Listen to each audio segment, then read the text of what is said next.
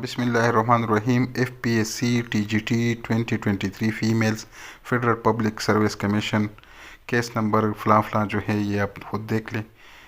इसका English portion जो है मैं कराना चाहता हूँ आज। जी, क्वेश्चन नंबर 1 है my parents dash this car for about 10 years.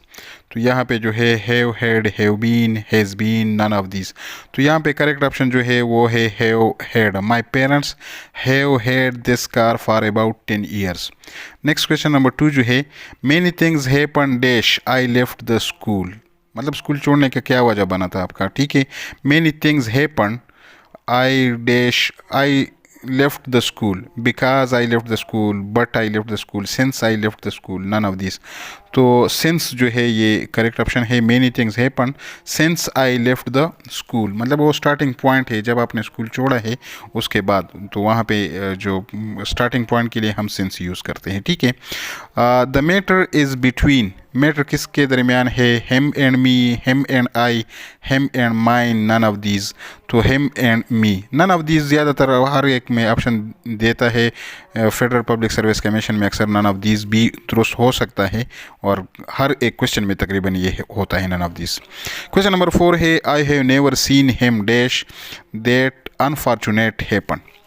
I have never seen him since that unfortunate happen, ठीक है। ऑप्शन सी जो है ये दुरुस्त है।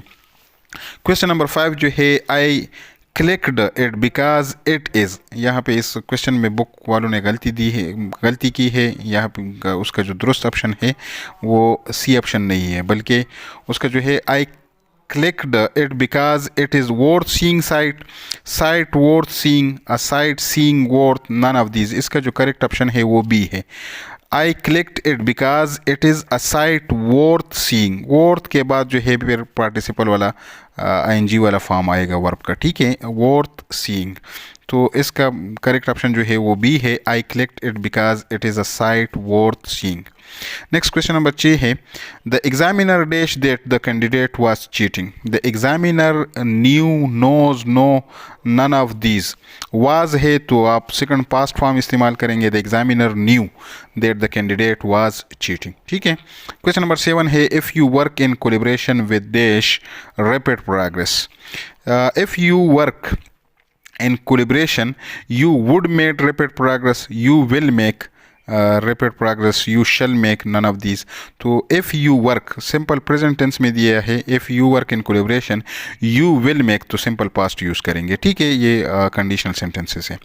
क्वेश्चन नंबर 8 है Miss Kate dash her youngest child for 3 years. उसने कि मिस केट जो है dash her youngest child for 3 years. Is nursing, nursed, has been nursing, none of this. तो हैज़ बीन नर्सिंग है, ठीक है।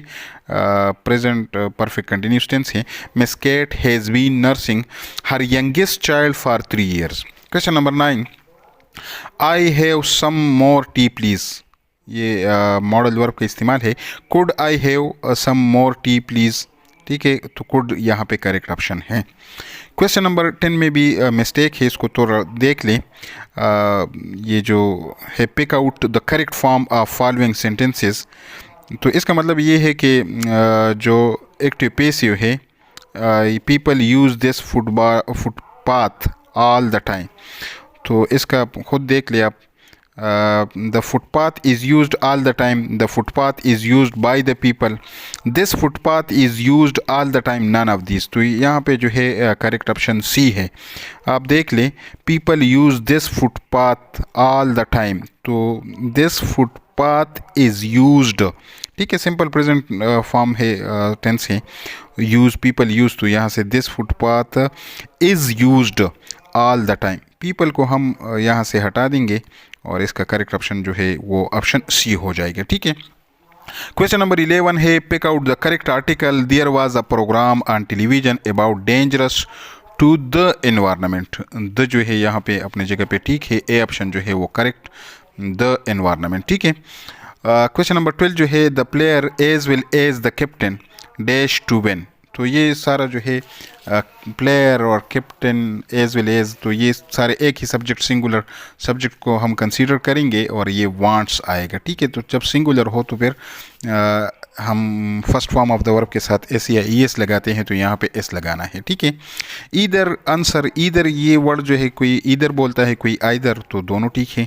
Either answer dash acceptable, either जो है ये सिंगुलर के लिए हम यूज़ करेंगे ईदर आंसर इज़ एक्सेप्टेबल। ठीक है, यहाँ पे अगेन इस बुक की में गलती है। क्वेश्चन नंबर 14 में some professors have signed dash letter of protest and have send it to the government. Some professors have signed, यहाँ पे उन्होंने आ लेटर, ठीक है, तो यहाँ पे द लेटर आएगा क्वेश्चन ए टिक होगा, क्योंकि एक लेटर जो है वो तो इनडेफिनेट है, उसको हम मतलब कॉमन है, उसको हम स्पेसिफिक कर रहे हैं, तो द का फिर हम यूज़ करेंगे। द का यूज़ इसलिए है कि कॉमन नाउन से हम प्रॉपर नाउन या स्पेसिफिक जो है वो बनाएंगे जर्नल से। ठीक है, तो यहाँ पे वो लेटर मतलब some professors have signed the letter, वो letter of protest and have send it to the government. ठीक है, क्वेश्चन नंबर 15 जो है the boy wanted some milk but he couldn't find dash in the fridge, तो any यहाँ पे question number B जो है वो दुरुस्त है। ठीक है, नेक्स्ट क्वेश्चन नंबर 16 है ब्रेड एंड बटर, ये दोनों एक ही हम कंसीडर करेंगे। ठीक है, मतलब एक ही सब्जेक्ट है, सिंगुलर है, तो यहाँ पे इज आएगा। ठीक है, तो करेक्ट ऑप्शन जो है वो बी है is, bread and butter is essential for healthy life. Question number 17 don't you take notes dash the lecture while between during, none of this, तो यहाँ पे ड्यूरिंग जो है वो करेक्ट है, don't you take notes during the lecture. Question number 18 the fire alarm rang dash yesterday's meeting, तो ये भी ड्यूरिंग यहाँ पे ठीक है, ए ऑप्शन जो है। Question number 19 he does not care dash losing his job, about losing his job, तो करेक्ट ऑप्शन जो है वो बी है। Once in a blue moon means, इसका क्या मीनिंग है?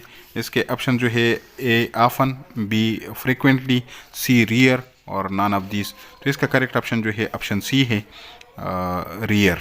ठीक है, once in a blue moon means, इसका मतलब है रियर, बहुत कम, कभी कभार, सेल्डम या रियर, इस तरह का करेक्ट है। अगर आप लोगों को वीडियो अच्छी लगी हो तो चैनल को सब्सक्राइब करें, अगर अच्छी न लगी हो तो बिल्कुल सब्सक्राइब ना करें। थैंक यू, अल्लाह हाफिज़।